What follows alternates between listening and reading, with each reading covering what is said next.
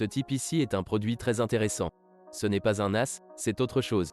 Et cela peut être très intéressant pour les créateurs en fonction de votre workflow. Alors jetons un coup d'œil à cela et pourquoi ce type est-il si spécial. Vous recherchez un moyen peu coûteux d'obtenir une licence pour votre Windows? Découvrez Wookiez via les liens dans la description de la vidéo. Assurez-vous d'utiliser le Gaudian 20 pour obtenir 25% de réduction.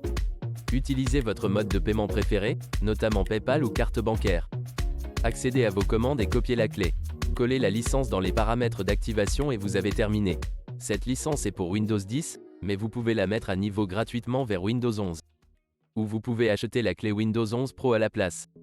Il propose également une licence Microsoft Office 19. Utilisez le même Gaudian 20 pour obtenir 25% de réduction. Consultez wookiez.com dans la description de la vidéo ci-dessous. Cela s'appelle donc le TerraMaster D6320 et il s'agit essentiellement d'un simple disque dur externe ou d'un boîtier de disque. Vous n'êtes pas obligé d'y mettre des disques durs. Vous pouvez y mettre autre chose. Et il y a 6 baies ici. Il y a quelque chose sur le côté que nous allons examiner dans un instant. Mais c'est essentiellement ça. Au dos ici, vous pouvez voir qu'il y a deux ports. Un port USB-C d'une vitesse de 10 Gigabits, puis juste la prise d'alimentation qui vient, vous savez, de l'usine. Il y a aussi deux fans. Ils semblent mesurer 80 mm. Faire fonctionner cela est la chose la plus simple que vous puissiez apprendre. Et tout ce que vous avez à faire est de brancher l'alimentation, de connecter ce câble USB-C fourni dans le paquet, d'y insérer des disques durs. J'en ai deux, j'en ai déjà trois. Je vais donc prendre le troisième ici. Et lorsque vous installez des disques durs, l'installation s'effectue rapidement. Vous n'avez donc rien à visser. Si vous ne le souhaitez pas, vous pouvez le faire si vous le souhaitez. Mais en ce moment j'utilise ce SATA Iron Wolf Pro 125. Je vais donc simplement utiliser ces deux vis qui sont incluses pour vous montrer que vous pouvez y placer n'importe quel disque ou disque dur.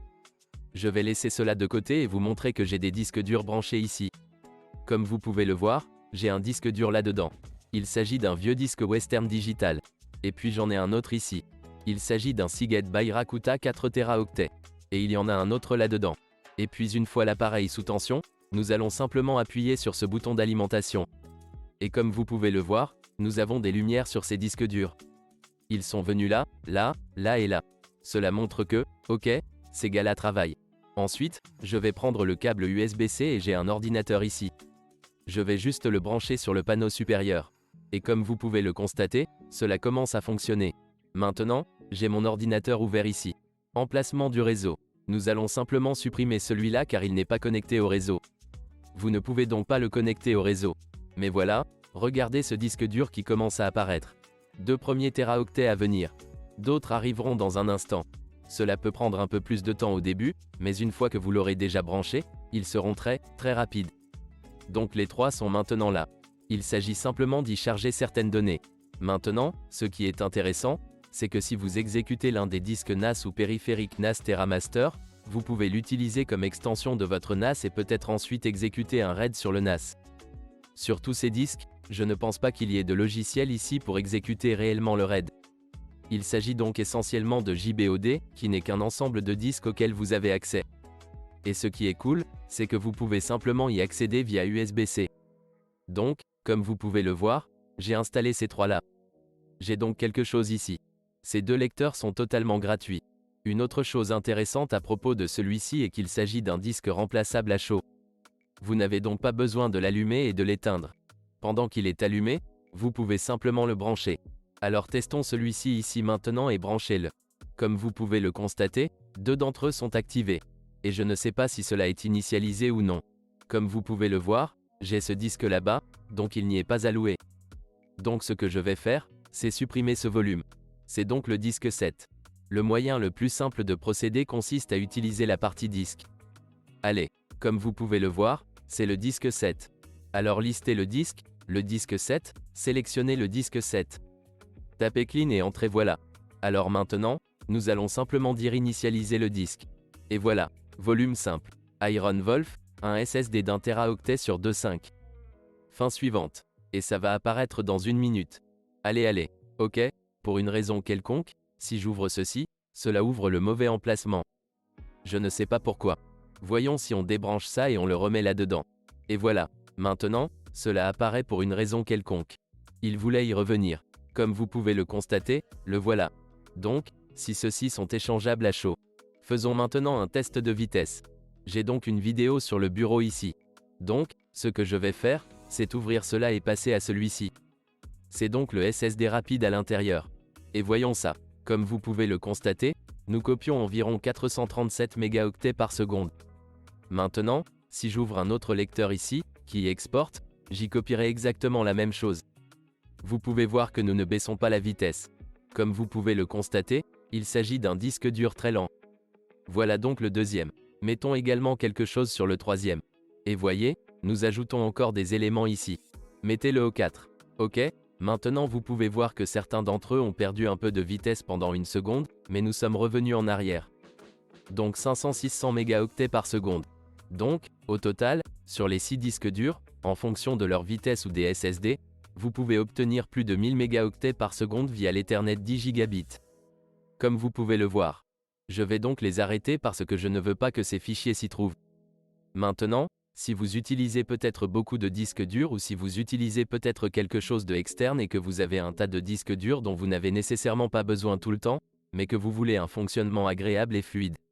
Disque dur, stockage. Mais si vous vouliez vous connecter à certains d'entre eux, vous savez, des PC ou quelque chose comme ça avec ça, c'est une excellente option qui, pour le moment, tire 30 watts de la prise. La consommation électrique de celui-ci est légèrement élevée pour ce que c'est. Mais pourquoi ne pas baisser le volume et vérifier ce qu'il y a à l'intérieur? Vous savez donc déjà que vous pouvez simplement retirer n'importe quel disque dur d'ici. Système de verrouillage rapide. Il n'y a pas de système de verrouillage. Il existe une sorte de système de libération rapide qui se détache. Mais vous ne pouvez pas vraiment le verrouiller avec quoi que ce soit. Nous allons donc ouvrir ce côté car il y a quelque chose ici. Il y a également 2 petites vis à l'arrière de ce côté.